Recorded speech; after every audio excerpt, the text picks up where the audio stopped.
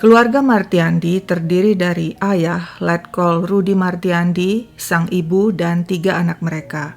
Sejak 2,5 tahun lalu, Letkol Rudi bertugas di Komando Resimen Militer atau Korem di Solo, didampingi sang istri dan anak bungsu mereka.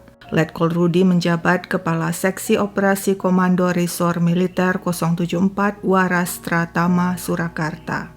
Sementara itu, 2 anak lainnya yakni si sulung Raden Mahesa Praja 17 tahun dan anak kedua Raden Aura Ilayah 14 tahun bersekolah di Bandung dan tinggal di rumah dinas sang ayah di Jalan Gudang Utara, Bandung.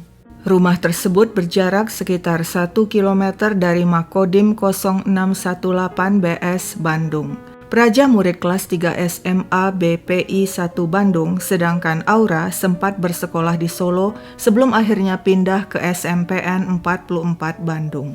Selama tinggal di Bandung, Praja dan Aura dijaga seorang pembantu bernama Acim. Acim pria lajang, berusia 30-an.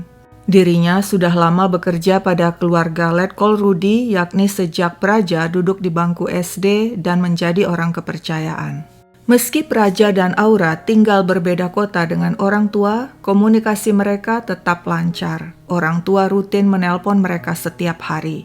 Sehari-hari aktivitas di rumah di Jalan Gudang Utara tampak normal. Praja dan Aura dikenal sebagai anak aktif, ceria, dan punya banyak teman. Hampir semua teman mereka juga mengenal Acim yang biasanya mereka panggil dengan sapaan Om Acim. Praja merupakan sosok kocak dan berprestasi. Paling tidak demikianlah menurut teman-temannya. Pada Sabtu 21 Juni 2014 merupakan hari pembagian rapor.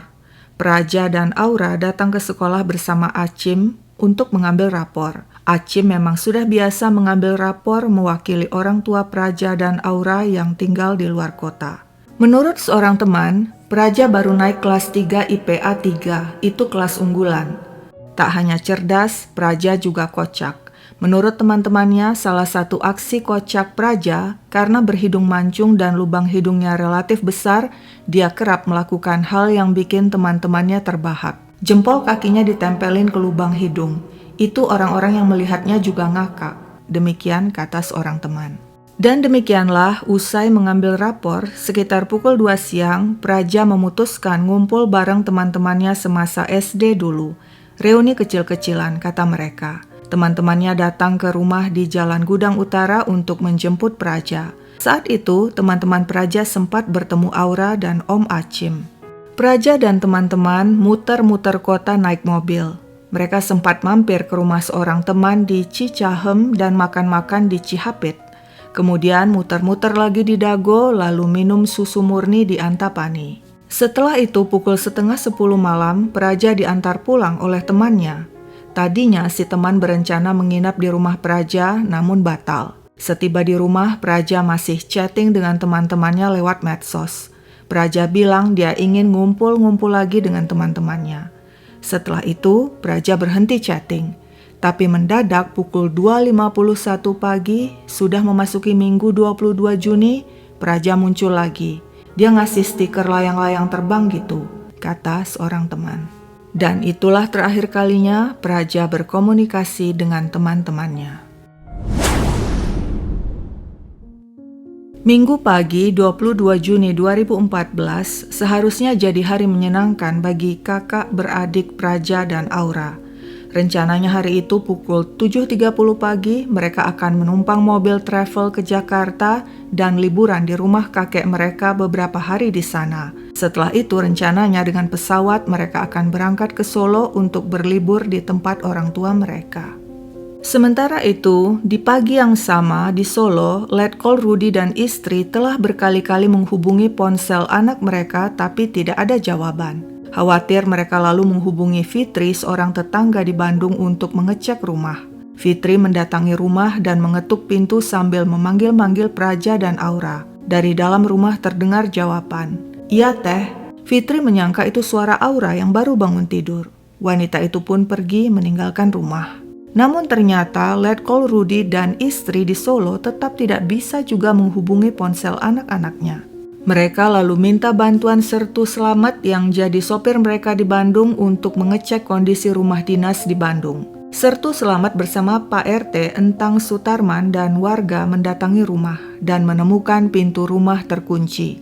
Mereka memanggil-manggil dan mengetuk-ngetuk pintu, lalu mendengar suara Acim menjawab dari dalam. Tapi anehnya, pria itu tidak juga membuka pintu. Selamat mencoba mendobrak pintu, tapi gagal. Curiga ada yang tidak beres, Sertu Selamat beserta rekannya minta izin ke tetangga untuk naik lewat atap. Mereka lalu meloncat ke loteng bagian belakang agar bisa memasuki rumah dinas Letkol Rudi. Dan betapa terguncang Selamat saat menemukan Acim dan Aura tewas di tangga menuju loteng.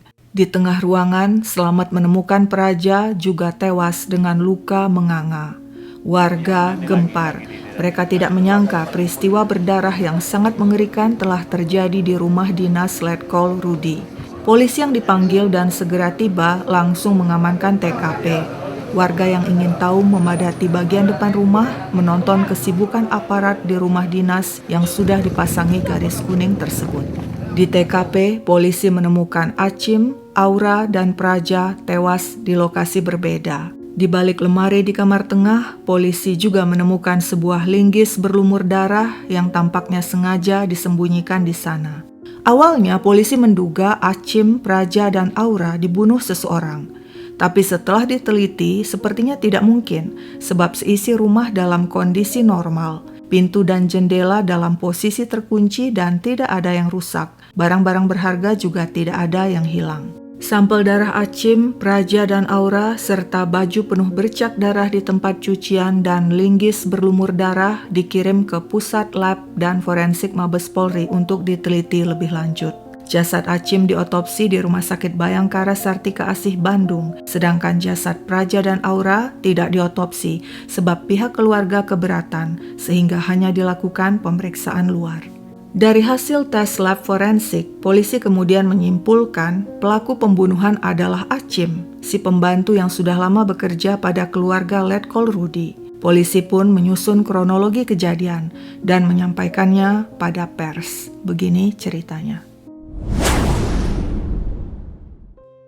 Aksi pembunuhan diperkirakan terjadi pada Minggu 22 Juni 2014 antara pukul 3 hingga 5 pagi. Awalnya, Acim membunuh Praja di ruang tengah dengan memukul dan menusuk remaja itu dengan linggis di leher, dahi, dan kepala sebelum kemudian menjerat lehernya dengan tali.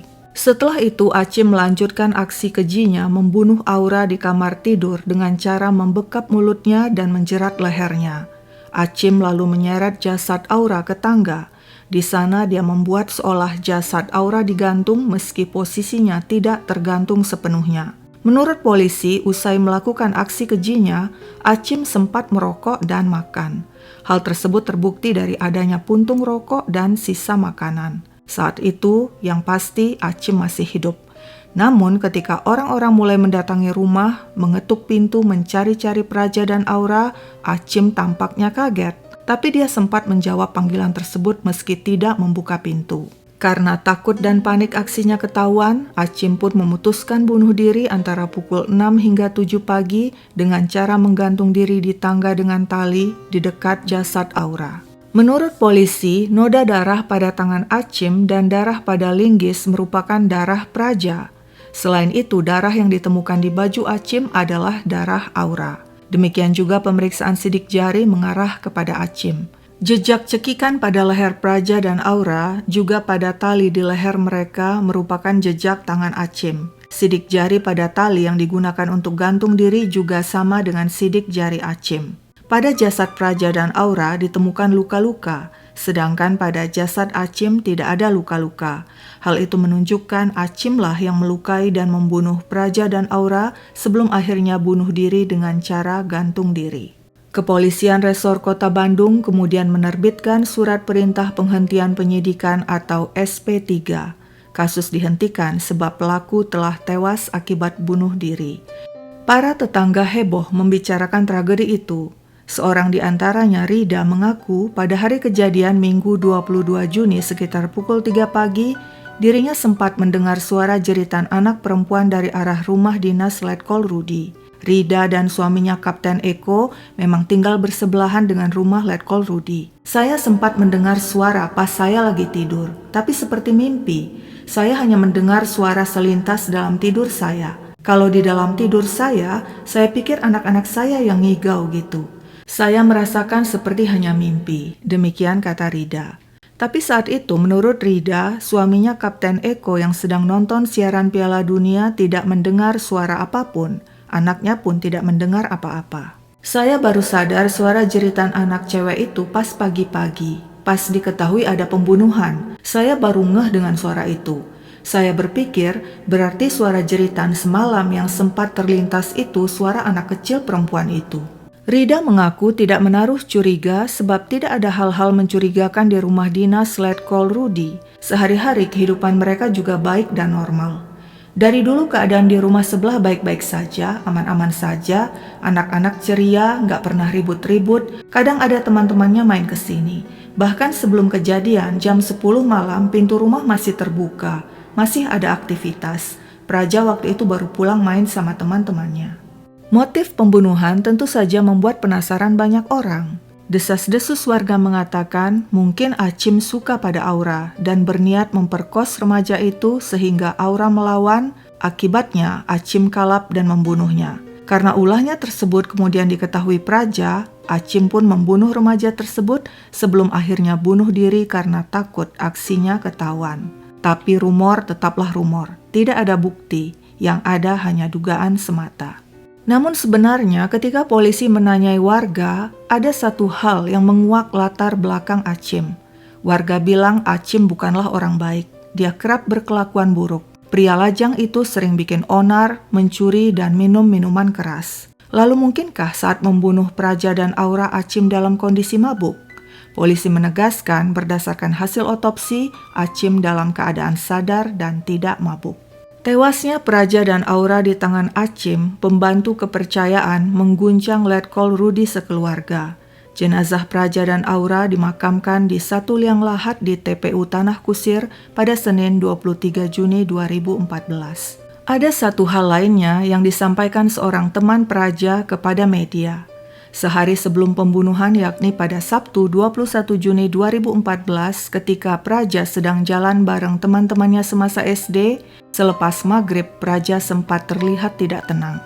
Ketika temannya bertanya, Praja bilang adiknya Aura menelpon dirinya beberapa kali minta dirinya cepat pulang. Praja pernah cerita Aura tidak dekat dengan Om Achim, tapi Praja tidak cerita masalahnya apa. Demikian kata sang teman.